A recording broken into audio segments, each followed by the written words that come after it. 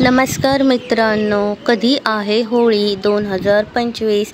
का होतो हा सण साजरा? जाणून घ्या विविध पद्धती, कथा, मान्यता आणि महत्त्व. नमस्कार मित्रांनो, श्री स्वामी समर्थ. मराठी वर्षाची सांगता होताना साजरा होणारा मोठा सण म्हणजे होळी. संपूर्ण भारतात हा होळीचा सण विविध तऱ्हेने साजरा केला जातो. मराठी वर्षाचे शेवटचा महिना म्हणजे फाल्गुन पौर्णिमा ते पंचमी असा होळीचा सण मुख्यत्वे करून साजरा केला जातो. आधुनिक काळात होळी आणि धुलीवंदन याला अधिक महत्त्व प्राप्त झाले. 2025 होळी आणि धुलीवंदन कधी आहे? होळी सण का साजरा केला जातो? संपूर्ण देशात होळी सण साजरा करण्याच्या विविध पद्धती कोणत्या? होळीची कथा काय? होळीचे महत्त्व आणि मान्यता या जाणून घ्या. ओरिसा प्रांतात होळी पेटविण्याची प्रथा अजिबात नाही. तेथे केवळ कृष्णांची पालखीतून मिरवणूक काढली जाते. तसेच घरोघरी पूजा केली जाते. महाराष्ट्रातील मुंबई, कोकण तसेच गोवा प्रांतात होळी हा सण शिमगा म्हणून अतिशय उत्साहाने साजरा करतात. होळीच्या निमित्ताने घरोघरी पुरणपोळी केली जाते. होळीशी संबंधित अशी इतर प्रांतांमध्ये 11हून अधिक व्रते, विविध विधी केले जातात. काही प्रथा, परंपरा पिढ्यानुपिढ्या मोठ्या निष्ठेने पाळल्या जातात. गुजरात, राजस्थान या भागातही होळी सण साजरा करण्याच्या पद्धती आणि परंपरा वेगवेगळ्या आहेत. होळी व्रत पूजनाची पद्धती. होळी हा जनसामान्यांचा सण असून तो वर्षातील शेवटचा सण आहे. त्यात धुलीवंदन म्हणजे मातीला, पृथ्वीला नमस्कार करण्याला महत्त्व आहे. होळीला अग्नी पेटविला जातो.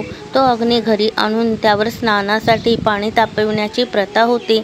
फाल्गुन मासात होळी पौर्णिमेच्या सायंकाळी व्रतकर्त्याने शुचिभूत होऊन ढुंडा राक्षसिणीच्या पीडेचा परिहार व्हावा म्हणून मी कुटुंबासह होलिकेची पूजा करतो असा संकल्प प्रकट करावा. नंतर होलिकेची षोडशोपचारे पूजा करावी. त्यानंतर होलिकेची प्रार्थना करून होळीला 3 प्रदक्षिणा घालाव्यात आणि मग होळी पेटवावी. नंतर बोंबा ठोकाव्यात असे सांगितले जाते.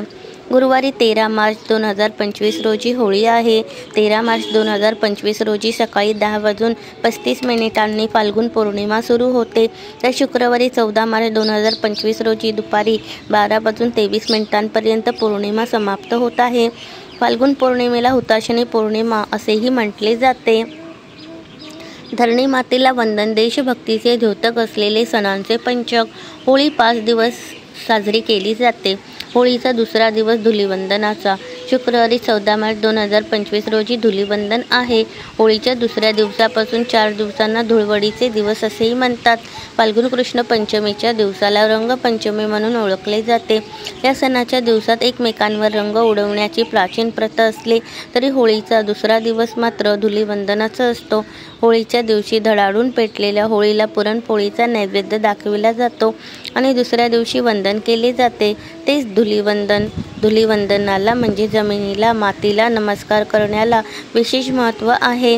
प्राणीमात्राचा देह ज्या पंचमहाभूतांपासून बनतो त्या पंचमहाभूतात पृथ्वी, आप, तेज, वायू, आकाश असा क्रम आहे. पृथ्वीपासून प्रारंभ होणारे आणि आकाशापर्यंत नाते भिडविणारे हे पंचक आहे. धरणी मातेला वंदन करणारा हा सण म्हणूनच आपल्या मातृभूमीवरील प्रेमाचा, आपल्या देशभक्तीचा द्योतक आहे असे म्हटले जाते. 1 महिनाभर सुरू होते होळीची तयारी. माघ पौर्णिमा म्हणजे उत्सवाआधी 1 महिना गाभाच्या मध्यभागी विशिष्ट झाडाची एक फांदी पुरतात आणि होळीची मुहूर्तमेढ रोवतात. फाल्गुन शुद्ध पंचमीपासून होळीसाठी लाकडे, गोवऱ्या, पेंढा इत्यादी जमा करावयास आरंभ होतो. होळी जळून गेल्यानंतर दुधातुपाचे शिंपण तिच्यावर करून शांत केली जाते. होळीची राख दुसऱ्या दिवशी विसर्जित केली जाते. होळीच्या पाठोपाठ धुळवड आणि रंगपंचमी येते. रंगपंचमीला एकमेकांच्या अंगावर पिचकाऱ्यांनी रंग फेकला जातो.